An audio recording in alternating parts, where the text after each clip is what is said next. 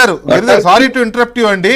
గిరిధర్ గారు extremely sorry to interrupt you. ఒకసారి ఇప్పుడు ఈ కాల్పులు ఎక్కడెక్కడ జరుగుతున్నాయి, ఏ స్థాయిలో జరుగుతున్నాయి అనే దాని మీద ఒకసారి మా Delhi bureau chief Krishna updates ఇస్తారు. కృష్ణ, మళ్ళీ ఇంత జరిగిన తర్వాత ఒప్పందం వాళ్లే కాళ్ళబేరానికి వచ్చి ఇవాళ ఇద్దరు డీజీఎంఓల మీద హాట్లైన్ టాక్స్ జరిగిన తర్వాత మళ్ళీ ఇప్పుడు కాల్పులకు ఎందుకు తెగబడింది, ఎక్కడెక్కడ జరుగుతున్నాయి కాల్పులు? కృష్ణ,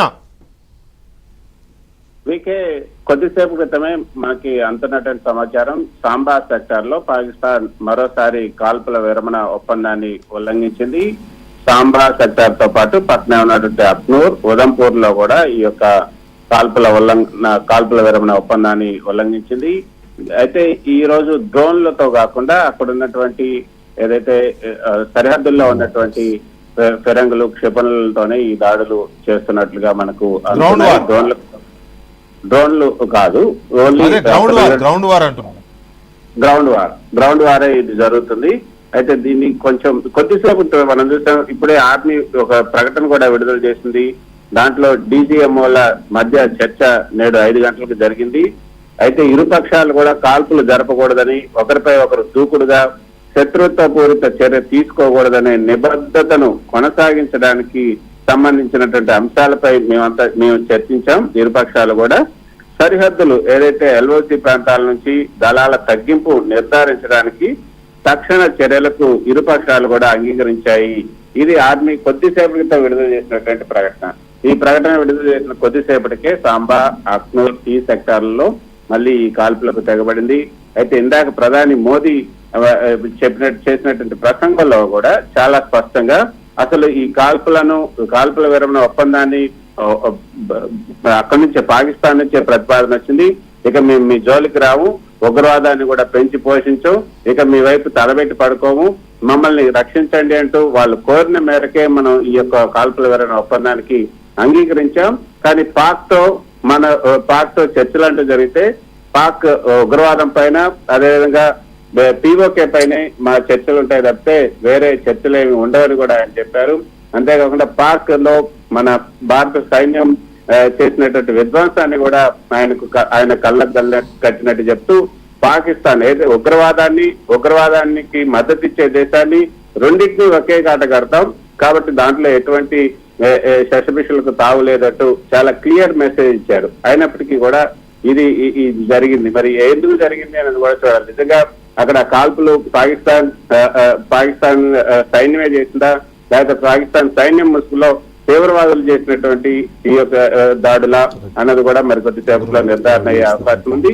మరి ఇది మాత్రం దాడులు ఎవరు చేశారన్నది మాత్రం చాలా సీరియస్ గా ప్రభుత్వం అయితే ఇప్పుడు డీజీఎంఓలు మళ్ళీ సమావేశం అయ్యే అవకాశం ఉంది. అక్కడ నుంచి నివేదిక వచ్చిన తర్వాత దీని మీద ఒక చర్య తీసుకునే అవకాశం ఉంది.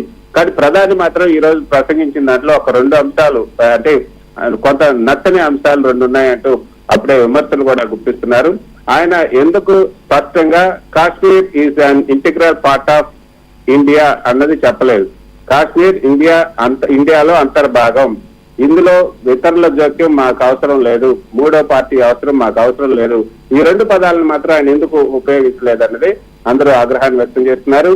గతంలో బిల్ ఏదైతే బైడెన్ ఆగ్రహాన్ని వ్యక్తం చేసేవాళ్ళు 60 ఏళ్ళు అధికారంలో ఉండి దాన్ని ఏమి తీసుకురాలేకపోయారు కదా.